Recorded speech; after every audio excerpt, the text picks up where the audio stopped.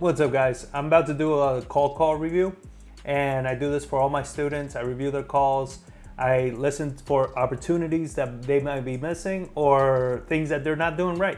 So I'm actually going to go through this call. I'm going to be stopping it, giving you some of my pointers, what I would do different, some of the frameworks that we use, and point out like the things that they're using that's working well and the things that they're not doing very well, and show you where the opportunities are so you know what a good call sounds like.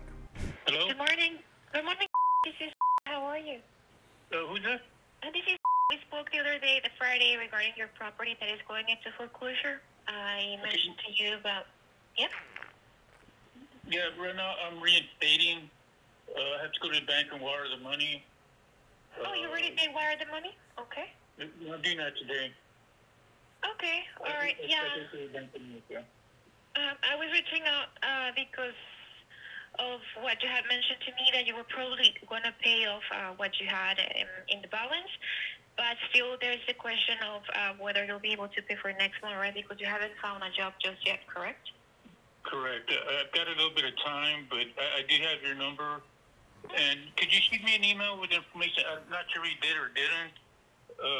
You might have already, but like I said, I mean, there may still be an option. You know, I don't know what's going to happen here pretty quick. And, you know, time goes fast. Yeah, so I didn't send you an email, and that's why I'm calling you back. I did do some research. Unfortunately, there is nothing that can be done for this situation. There are no programs to support you on how to pay off or how to help you with the part of the monthly payment. That's why I was reaching out to you. I'm still here to help if you need my help, but it would basically be me purchasing your house. You wouldn't do any more than monthly payments because now I would own the house, and I would give you cash so that you could walk away. And also Okay, your credit wouldn't be staying. Just to bring it out there, about how much value would the property sell for? And I'm just asking because it may be something I have to come down to, you know, I mean, not that I want to, but, you know, it can be reality. That I don't go into the value of the house, because what I do is I'm actually going to pay off the home mortgage, right? So I will be out of my pocket. I will pay off the home mortgage, and I will give to you. So a few things I would do right now is, one, slow down. She's talking way too fast, and you're talking about a very serious topic. So you got to understand, like, when you're talking about something like this, their emotions are already heightened. So when you speak quickly, they'll catch bits and pieces. And you don't want them catching the information to be very selective, because they'll only listen to the things they want. The second thing is when he talks about the possibility of a sale, she's going straight into like how the process works. Instead, I want to be like, well, why do you think it's going to be a real possibility that you're going to need to sell? Right? Because when I can go into that, then we can close the gap essentially from I'm thinking about selling to I want to sell. We can start shortening that gap, because right now he's thinking about it and you're just going into options. So you haven't really dug deep enough into why it is that he's even considering selling, why it would even make any sense for him to sell. And the issue with that is, like, you're going into options and you're not going to know whether those options are landing or not, because we don't know why he's considering it. Like, we have an idea, but it's not about your ideas. It's about what they feel and what they're saying to you. It's enough to walk away clean. Okay, Because that's what I'll do. I'll just pay the mortgage. Okay, because I discussed this with other people, and the amounts they're willing to purchase my house for is pretty good amount. It's a pretty good amount, so why keeping my options open. Yeah, why haven't you taken that option then, if there's a good amount of... So she's not letting him talk, right? This happens a lot, right? You get maybe a little flustered, a little anxious, and you're just quick to respond. You don't want to be that quick to respond. When somebody's like talking to you, especially a homeowner, let them get it all out. Let them talk, because this is them also processing at the same time. So if you keep interrupting, you're going to interrupt their thought process. And what ends up happening is they start feeling more overwhelmed than secured. and they're gonna not really connect with you as much because they're gonna start feeling overwhelmed, and then they're gonna shut down on you. So when somebody's talking, let them open up. Because I don't owe very much more on the house, and I really don't want to sell. That's something I really don't want to do. But I mean, if it comes down to it, I may have to. Because if you wait a little bit more, and the fact being that you haven't found a job yet, I mean, you'll basically be losing the money you're going to put in today and the house if you don't hurry to a decision, right? And we don't want that. I hate for you to be in this situation come the first Thursday of August, and the sheriff has to kick you out of the house. And we don't want that, right? So, yeah, you might feel that there is a little bit of time left, but trust me, the whole process is long. You might be paying it off today, but you won't be getting off of the foreclosure like tomorrow. It takes some time. So that's why we do need to act fast. Yeah. And so that's what I'm saying. Like, if you already have that offer on the table, I would look more into it and then take it. Okay? Okay. Well, thank you for following up with me, and I've got your number.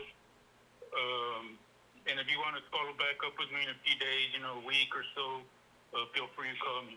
Yeah, that's the thing. I don't have much time in my hands to be able to stop the foreclosure, so I'm just going to move on to another house because there's some families that do need my help, and I need to move fast.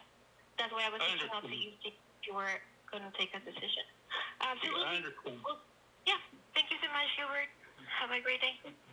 Yeah, she kind of just gave up on it, and I mean, you can tell, like, there's a lot of urgency in her tone, but more urgency to get off the call rather than to, like, help the guy out. So this would be something that for sure I would, because he mentioned it a few times, right? Like, I don't want to sell, but if I have to, what makes you need to sell? Like, I understand what makes him need to sell. He doesn't have a job. He can't pay the mortgage. I get that. But we need to talk about that. We need to expand on that point together, right? Because he's about to reinstate the loan, but if he doesn't have a job, guess what's going to happen? As soon as he reinstates it, he's going to miss that next payment, and then the next payment after that, and the next payment after that, and then he's right back into foreclosure. And now you're adding all the money he's going to owe again, plus more attorney fees, more late fees. So he's going to have to owe all that money all over again. So right now he's got equity, but if he keeps waiting, that equity gets being chewed down, right? And so these are the things that we want to bring up in a form of a question, not telling them. You don't tell homeowners what to do. You guide them, into the situation. A good strategy to do this is a third-party story. We teach third-party stories to use in pivotal situations like this, where it's like, well, look, sir, this just reminds me of Mr. Jackson that I worked with a week ago, and it was a similar situation. And then you go into pretty much exactly what this guy's doing and how it kind of blew up on their face, right? And it's like, and to be honest, like, I would just hate to get that call from you in a month or so, being like, hey, I fell behind again. I'm back in foreclosure. Like, shit, now I owe even more, and I lost the reinstatement, right? So you get to make it more emotional like that. Hello. Hi, good morning, Miss. How are you? Hi, who is this? This is calling in regards to your property over in. How are you today? I don't hear. ¿Habla español? ¿Habla español? Mejor le hablo español, si lo habla. Hablo español. Mire, es que lo que pasa es que acabo de ver que su casa en Yuba Trail está por ser puesta en foreclosure por falta de pago. No sé si ya le informaron. Explícame todo. Sí, no hay problema. Su dirección sí es 11311 Yuba Trail. No, ya no vivo ahí. ¿Ya no vive ahí? ¿Vendió la casa? Vivo aquí en la Safeway Road. Ok. ¿La casa en Yuba ya la vendió entonces? La mía, ya hace muchos años. Ok. No, pues el dueño... No, Ajá. bueno, no cambiarme la dirección en mi driver license a la dirección de mi hija. Ajá. Sí, es que aquí aparece tu nombre y quien sea el dueño ahora no ha pagado el mortgage y les van a quitar la casa. Entonces pensé que todavía eras dueño usted y quería ver si ocupaba ayuda.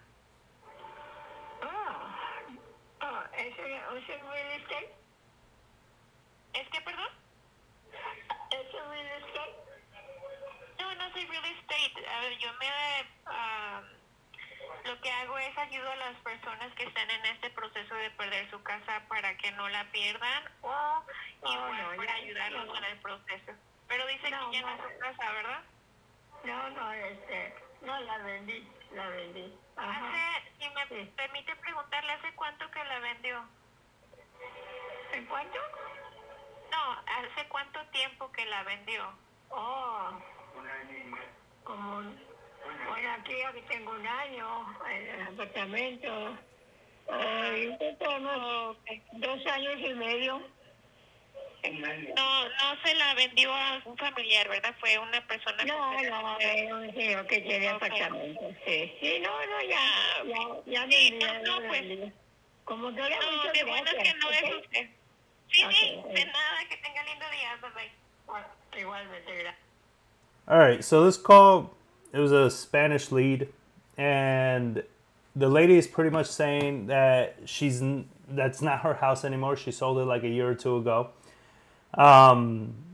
The issue is, and I already spoke to the student about this lead before, is that the lady seems to have sold it maybe with owner financing or some sort of transaction like that, because she is still on the loan of the house.